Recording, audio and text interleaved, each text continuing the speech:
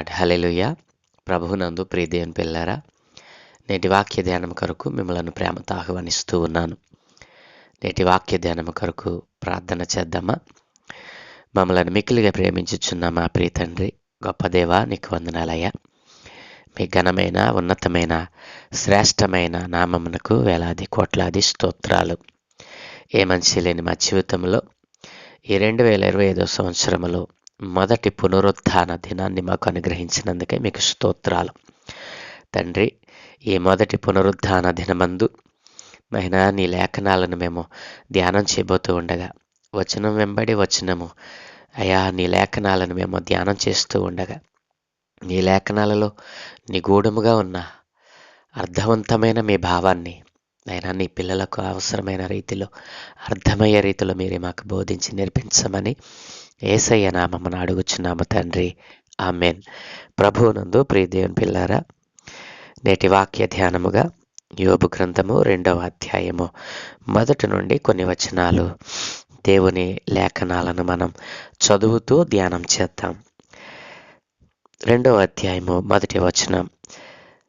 దేవదూతలు యెహోవా సన్నిధిని నిలుచుటకై వచ్చిన మరి ఒక దినము తటస్థింపగా, వారితో కూడా అపవాది యెహోవా సన్నిధిని నిలుచుటకై వచ్చెను. యెహోవా, నీవు ఎక్కడి నుండి వచ్చితివని వానిని అడుగగా, అపవాది, భూమిలో ఇటు అటు తిరుగులాడుచు అందులో సంచరించుచు వచ్చితినని యెహోవాకు ప్రత్యుత్తరమిచ్చెను. అందుకు యెహోవా, నీవు నా సేవకుడైన యోబు సంగతి ఆలోచించితివా? అతడు యథార్థవర్తనుడును న్యాయవంతుడునై దేవుని యందు భయభక్తులు కలిగి చెడుతనము విసర్జించని వాడు. భూమి మీద అతని వంటి వాడెవడునూ లేడు. నిష్కారణముగా అతనిని పాడు చేయుటకు నీవు నన్ను ప్రేరేపించినను అతడు ఇంకను తన యథార్థతను వదలక ఉన్నాడు అనగా. ప్రియదేవుని పిల్లారా, చదువుకున్న ఈ 3 వచనాలలో ఒక సంగతి మనం గ్రహించవచ్చు. ప్రియదేవుని పిల్లారా, యెహోవా దేవుడు పరలోకమందున్నాడు. ఆయన సన్నిధి పరలోకమందున్నది. దేవదూతలు మరి నిత్యము ఆయన సన్నిధిని నిలిచేటువంటి సందర్భాలు అనేకములు మరి పరలోకములో సంభవిస్తూ ఉంటాయి. అట్లాంటి దినమే ఒక దినమున మరి దైవ కుమారులు దేవదూతలు మరి దేవుని సన్నిధిని నిలుచుటకై వచ్చినప్పుడు వారితో కూడా అపవాది అయిన సాతాను కూడా ఆయన సన్నిధిని నిలిచటకు అక్కడికి వచ్చాడట.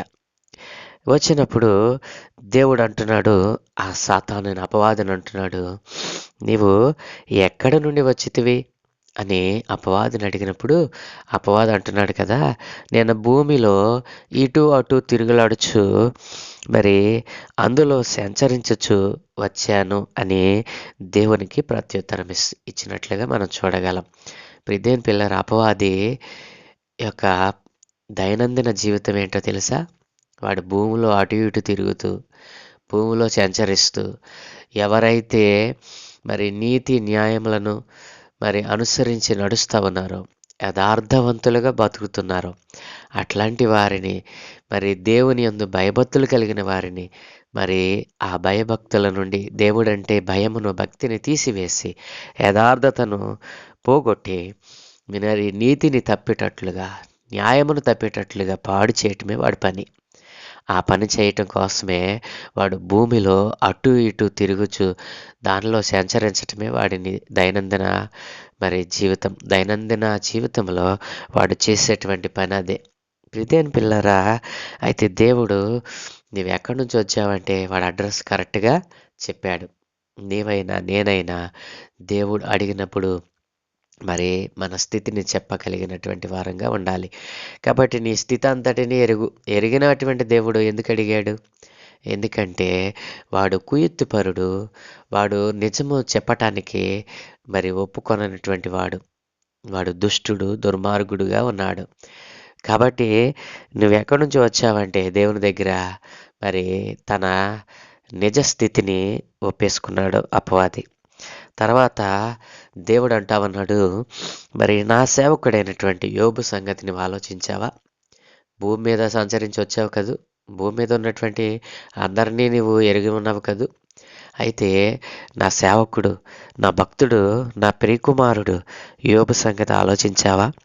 అంటూ అతడు యథార్థవంతుడును, న్యాయవంతుడునై దేవుని యందు భయభక్తులు కలిగి చెడుతనము విసర్జించినవాడు భూమి మీద అతని వంటి వాడెవడునూ లేడు అని అపవాదితో తన సేవకుడైన యోబు గురించి దేవుడు చెప్తా ఉన్నాడు. దేని పిల్లరా, అయితే దేవుడు అక్కడ అంటున్నాడు కదా, ఇంత యథార్థవంతుడిని, ఇంత న్యాయవంతుడిని, నా పట్ల భక్తి భావంతో ఉన్నటువంటి నా కుమారుణ్ణి నిష్కారణంగా పాడు చేయటానికి నీవు నన్ను ప్రేరేపించావు. నీవు కారణం లేకుండా నీవు అతనిని పాడు చేయటం, నా ప్రియ కుమారుడు, నా సేవకుడిని పాడు చేయటానికి నీవు నన్ను ప్రేరేపించావు. అయినప్పటికీ కూడా అతడు ఇంకను తన యథార్థతను వదలలేదు అని అపవాదితో చెప్తా ఉన్నాడు.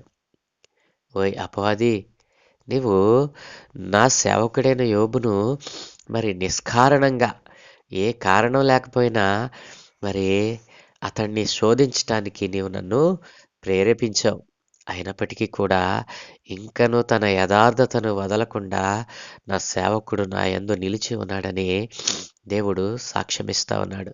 ప్రియదేవుని పిల్లరా, ఇట్లాంటి సాక్ష్యము నీ జీవితంలో ఉందా?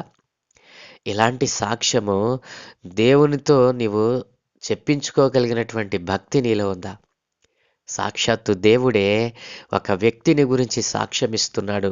అది కూడా ఈ లోకాధికారి దగ్గర. ఎవరి వల్ల అయితే మానవుడు చెడిపోతా ఉన్నాడో, ఎవరి వల్ల అయితే సమస్త మానవాళి ఈ రోజున దారి తొలగిపోతా ఉందో, ఎవరి వలనైతే ఈ లోకమంతా కూడా మరి చెడిపోతా ఉందో, పాపములో పడిపోతా ఉందో, దేవుని మార్గం నుండి తొలగిపోతా ఉందో, ఏ అధికారి వల్ల ఈ ఈ యొక్క చెడ్డమైనటువంటి క్రియలన్నీ జరుగుతూ ఉన్నాయో, అట్లాంటి వాని దగ్గర మరి ఒక వ్యక్తిని గురించి దేవుడు సాక్ష్యమిస్తున్నాడు. ప్రియదేని పిల్లారా, ఏ అధికారం లేనటువంటి మరి వాడు అధికారం ఉంది అనుకుంటున్నాడు, కానీ తన అధికారము కూడా ఆ దేవుని చేతిలోనే ఉందని గుర్తెరగినటువంటి మూర్ఖుడు అపవాది. అట్లాంటి లోకాధికారి దగ్గర ఒక వ్యక్తిని గురించి సాక్షాత్తు దేవుడే సాక్ష్యమిస్తా ఉన్నాడు ఇక్కడ.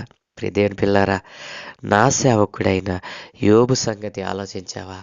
నిష్కారణంగా నీవు నన్ను మరి అతనిని పాడు చేయటానికి నీవు నన్ను ప్రేరేపించిన నా కుమారుడు, నా సేవకుడు మరి తన యథార్థతను వదలకున్నాడు.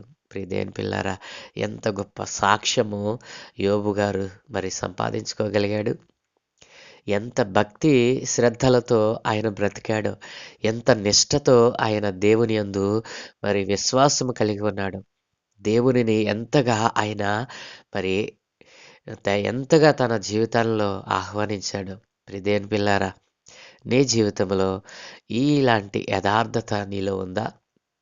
నీ జీవితం అరికాలు మొదలుకొని నడినెత్తి వరకు, నీవు పుట్టిన దగ్గర నుంచి ఈ క్షణం వరకు నిన్ను ఆలోచిస్తే, నీ శరీరంలో, నీ దేహంలో, నీ ఆలోచనలో, నీ తలంపులో, నీ మనస్సులో ఇంతటి భక్తి భావంలో ఒక్క పాలైనా నీ జీవితంలో ఉందేమో నీవు ఎప్పుడైనా పరిశీలన చేసుకున్నావా?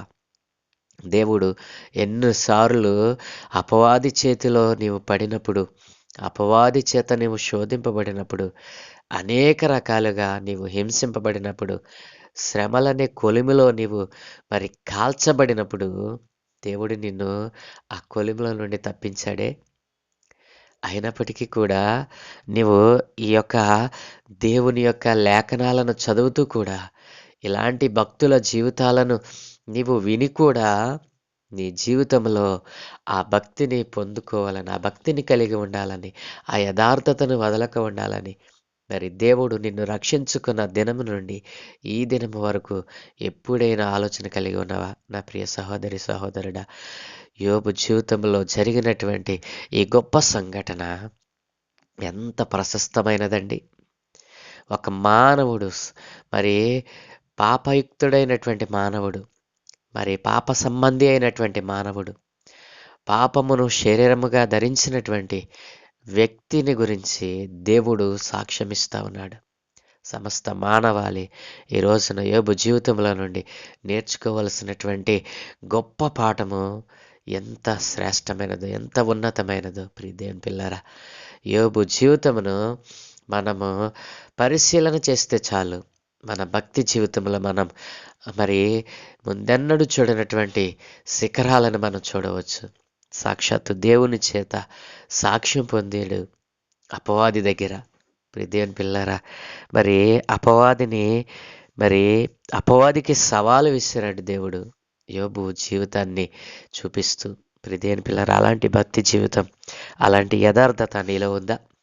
నీ కుటుంబంలో నీ పిల్లలు, నీ భర్త, నీ భార్య, నీ తల్లిదండ్రులు, నీ సహోదరులు, నీ సహోదరులు ఇలాగున దేవునిలో నిలిచి ఉంటే ఒకానొక దినం ఉంది. ఆ దినాన్న నీ కొరకు, నీ కుటుంబం కొరకు, మరి నీ భర్త కొరకు, నీ భార్య కొరకు, నీ పిల్లల కొరకు, నీ సహోదరుల కొరకు, నీ సహోదరుల కొరకు, నీకు కలిగిన సమస్తము గురించి దేవుడు సాక్ష్యమైపోతా ఉన్నాడు. అట్లాంటి సాక్ష్య జీవితము ఈ 2025 సంవత్సరములో నీవు, నీ కుటుంబము, మీరు మీ కుటుంబము, మీరు మీ సహోదరులు, మీరు మీ తల్లిదండ్రులు, మీరు మీ పిల్లలు, మీ సమస్తమును కూడా కలిగి ఉండాలని దేవుడు ఆశపడుతూ ఉన్నాడు. అలాంటి యథార్థవంతమైన జీవితము యోబు ఏ రీతిగా అయితే తన యథార్థతను వదలకున్నాడు, కష్టము సంభవించిన, నష్టము సంభవించిన, భయంకర దుఃఖము ఒక్క దినమందే ప్రాప్తించిన, తన యథార్థతను వదలక దేవుని చేత శోధింపబడినప్పటికీ కూడా తన యథార్థతను వదలక ఉన్నటువంటి మరి యోబు భక్తుని వలె మీరు యథార్థవంతులుగా బ్రతకాలని మరి కోరుకుంటూ ఉన్నాను. అట్లాంటి యథార్థమైన జీవితము తను నమ్మిన పిల్లలైన మీ అందరికీ దేవుడు అనుగ్రహించునుగాక. ఆమేన్. ప్రభునందు ప్రియ దేవుని పిల్లారా, చెప్పబడిన ధ్యానం చేయబడిన వాక్యం నిమిత్తమే ప్రార్థన చేద్దాం. సకల ఆశీర్వాదముల కారణభూతులైన తండ్రి, మా మంచి దేవానికి వందనాలయ్యా. అవును తండ్రి, ఈ లోకాధికారి దగ్గర పాప సంబంధి అయినటువంటి మానవుని గురించి అయ్యా నీవు ఎంతగా సాక్ష్యమును చెప్తా ఉన్నావు.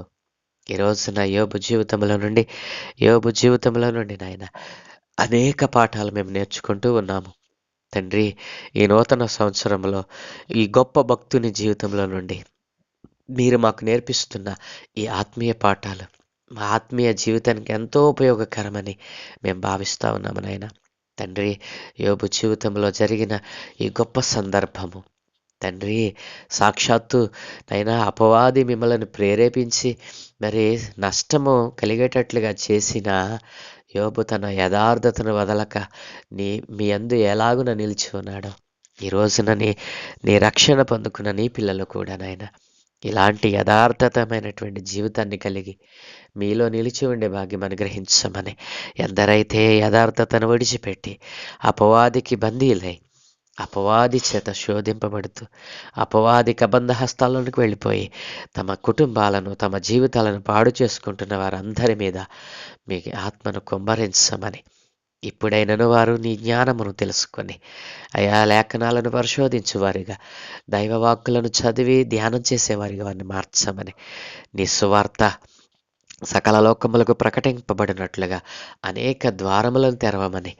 తండ్రి, యోబు వంటి యథార్థ జీవితము మా కుటుంబాలలో మేము కలిగి ఉండటకు సహాయం దయచేయమని, ఈరోజు మేము చేయ పనులన్నిటి మీద మీ కనుదృష్టి ఉంచి మీ దూతల కాపుదలను అనుగ్రహించి మీరే మహిమ పొందుకోమని, ఈరోజు మొదటి పునరుద్ధాన దినమందు నీ పిల్లలైన వారందరూ నీ సన్నిధిని చేరి నైనా నీవిచ్చే ఆ అమూల్యమైన దైవవాక్కులను వారు స్వీకరించగలిగిన మనసులను వారికి అనుగ్రహించమని, ఘనత, మహిమ, ప్రభావాలు మీరు మాత్రమే పొందుకోమని యేసునామమున ప్రార్థించి వేడుకుంటూ ఉన్నాను తండ్రి. Amen, amen, amen.